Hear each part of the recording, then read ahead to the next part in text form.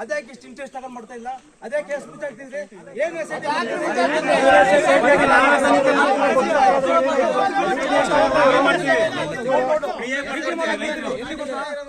ಮಾದಪ್ಪರ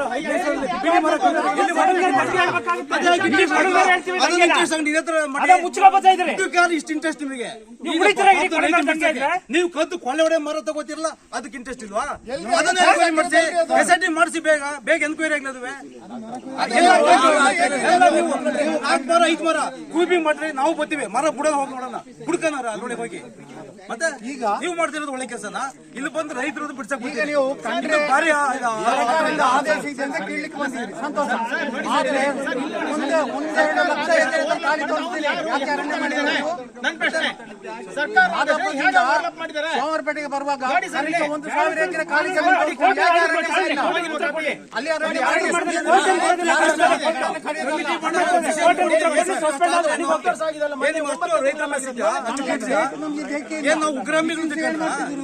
ನಾವಿದ್ರೆ ನೀವೆಲ್ಲ ನಿಮ್ಮ ಅಧಿಕಾರ ಇರೋದು ನಮ್ಮಿಂದ.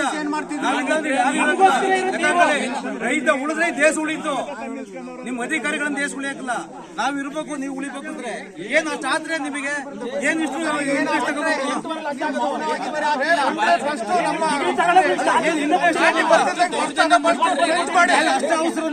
ಯಾಕ್ರಿ ಬರ್ತೀರಿ? ಫಾರೆಸ್ಟ್ ಬರ್ತಿದ್ದಾಗ ಟ್ರಂಚ್ ಮಾಡಿ, ಅದು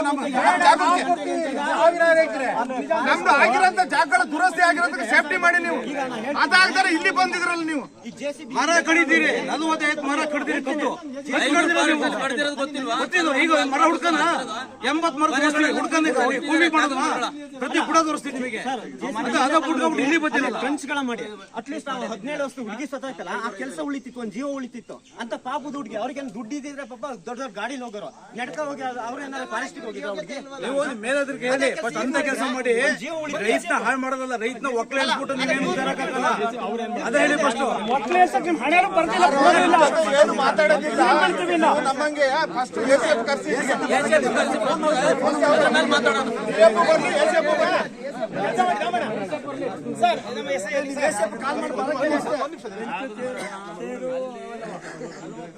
ಈಶ್ವರ್ ಕಂಡ್ರೆ ಅವ್ರ ಅಪ್ಪ MLA ಆಗೋ ಹೊತ್ತಿಗೆ ಅವರು ಮಿನಿಸ್ಟರ್ ಆಗಿರ್ತಾರೆ. ಹೇಳ್ತೀನಿ, ರೆಕಾರ್ಡ್ ಮಾಡ್ಕೊಳ್ಳಿ.